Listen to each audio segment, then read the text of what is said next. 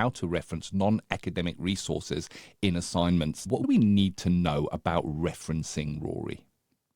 Well, yeah, so when you reference work, what you're doing is you're saying that I'm answering the question I'm being asked in my assignment by reading information that's written by academics or people who've written books on the subject, and I'm giving a view depending on the questions asked. So if it's critically analyse, you would use literature to reinforce your thinking on the analysis of the question being asked. Critically analyse Carl Rogers' 6 necessary and sufficient conditions.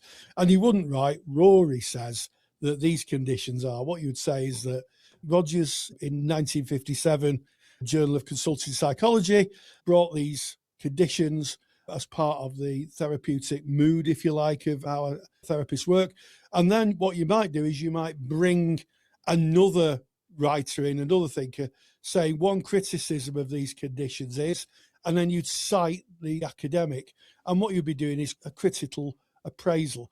And to do that, you would use academic books. Now, the difference with academic books, especially works by people like Rogers and Freud and lots of the academics, is they're a bit impenetrable because they were written 50 years ago in a different time, usually in the United States of America, and although they share a common language with us, sometimes the kind of meaning can feel a little different, and it can be a little bit, as I said, impenetrable. So what you might do is you might use a website that kind of explains the information to get a handle on what's being said. That gives you a kind of working understanding, and then you can go back to the literature and then get a better understanding of the literature and quote the literature. And that is what your tutors want. They want to see that you're getting the information, generally speaking, from academic resources. Tutors like ourselves love people quoting books, because it proves that people are studying the subjects at a certain level. So that would be my take on it, Ken. So it's a good take there, Rory. I like it very, very much. And Thanks I very guess much. the reason we decided to bring this topic up is within Facebook, you guys have the discussions and we're always paying attention. And there was a reference to quoting or referencing counselling tutor in assignments and tutors saying, no, you can't. I don't want you referencing counselling tutor in your assignment. And they're 100% correct. Counselling tutor, we are a curation service, really. Like Rory said, Carl Rogers comes up with the base theory. It was written some time ago. Maybe Rory does a lecture on what those conditions are and how they appear and what we might look out for. We wouldn't reference Rory of counselling tutor with the theory of Carl Rogers. We would go to the original person who wrote it. And every single counselling tutor lecture and every single downloadable resource we have in Counselling Tutor has a reference list at the bottom where the information is taken from.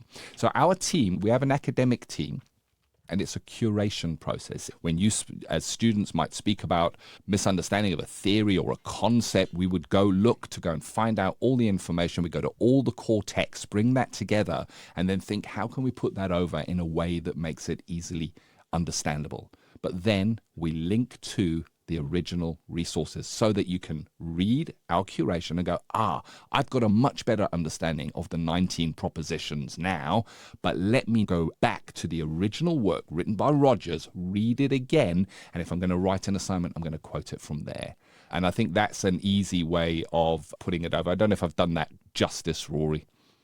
Yeah, I think you have, our colleagues who teach, I think they're right in their assertion that when you reference, you should be referencing academic material, citing Freud or Rogers, not Rory or Ken, because obviously they are the ultimate source of the theory.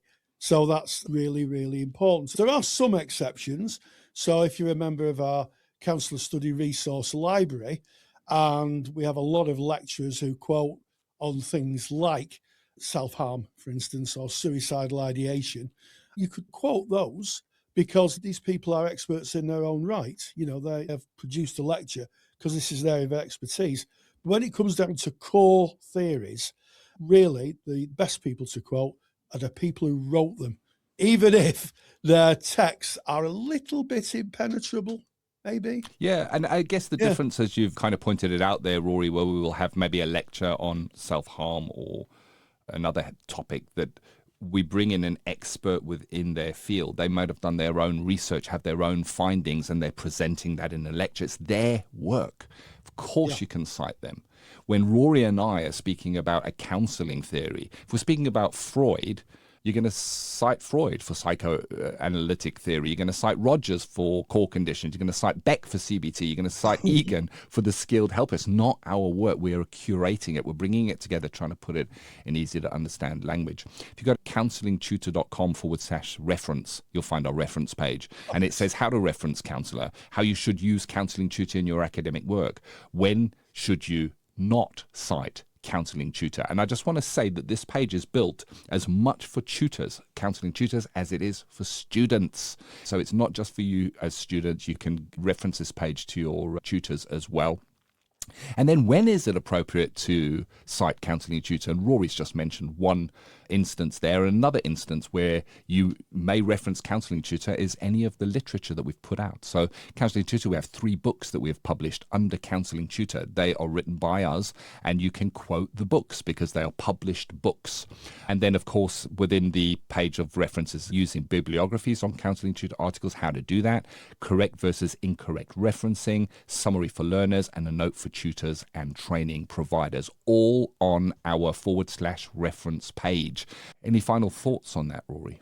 Well, we don't like murkiness, do we? That's for sure. No, we don't want murky. And maybe some tutors may find our way of decoding information quite helpful, because I'm sure there are a lot of tutors who listen to this who think it is a bit tricky. If you read things like client-centered therapy, they are quite intellectual tomes, so sometimes a little bit of help just to decode what's meant, which then leads you to be able to read the text better, is a great idea.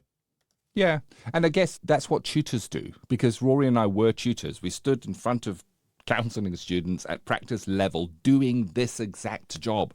It's what your tutor does. They stand and they take the theory of whoever the theorist is and they put it into a way that you are able to understand it. They teach it to you. What we do in Counselling Tutor is we just create those same kind of resources that you can access when you need that information. So if you are using Counselling Tutor in your studies, and I know that thousands are, it's really worth visiting our reference page just to make sure that you are looking after yourself. Yeah, absolutely.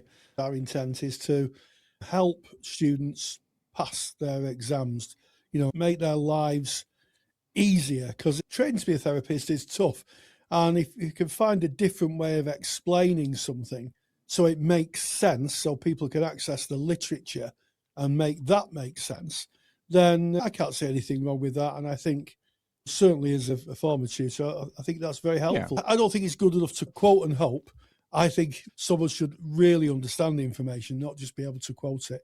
So that's what Counselling Tutor does and has done for the last 10 years. Yes, it's over 10 years now. We're looking to help and support. And I guess most of our resources for students are free to access as well. We're not doing it as a monetization. We do it as a service because we saw challenges with our own students. We do have a paid-for section for students, which is our student library. And why is it a paid-for section? Is it a money-making scheme? Well, we pay lecturers to come and deliver the content within there. So we get tutors and we get experts in the field to come in and deliver that content there. So that's kind of how that works, and that's why it's paid for. Whereas on the outside, the outward facing, our resources, our podcast, our YouTube videos, all free to access. And behind every single one of those, it's not just me and Rory, there's an entire team. We've got 20 people working within Counselling Tutor, within our team, all coming together. And every bit of content that goes out on our site or on our podcast or on our YouTube, there is a link at the bottom asking if anything is outdated, if anything is wrong, get in contact. And when people do get in contact, we go back to the literature, we re-look at it, because we really want to have the most up-to-date, referenceable content on Counselling Tutor. And if you're a student, you haven't used Counselling Tutor, there's a search engine on Counselling Tutor that will search through all of these free resources. Go to counsellingtutor.com, click on the student tab to say that you're a student. Just scroll a bit down that page and you'll just see a little search bar. And if you put your theory or your concept or your thing that you're looking for in there, it's going to take you to all of the resources, all of the free resources that Counselling Tutor has on. Any final words, Rory, before we leave? Well, I think that as two autistic and dyslexic students, we understood how difficult it was to access academics. There was times that I would be sobbing over my assignments, and I don't know about you, Ken. And some of the people that we taught who are brilliant therapists may not have got to where they had got to if it hadn't have been for the fact that Ken and myself spent a lot of time trying to make the theory accessible. And, I don't know about you, Ken, but I'm mightily proud of that. Yeah, I agree with you, Rory. We're very proud of what we're doing. We have over 1 million visits to our site every year. I'd like to hope that those that download the resources and get something from it. We have 63,000 subscribers on YouTube and hundreds of thousands of views per month of those videos on skills, on theory, all free, all built from the heart in service of counsellors and psychotherapists and making a difference at client level. Thank you for watching. I hope you found this video valuable. For more free resources, have a look at our YouTube channel or visit counsellingtutor.com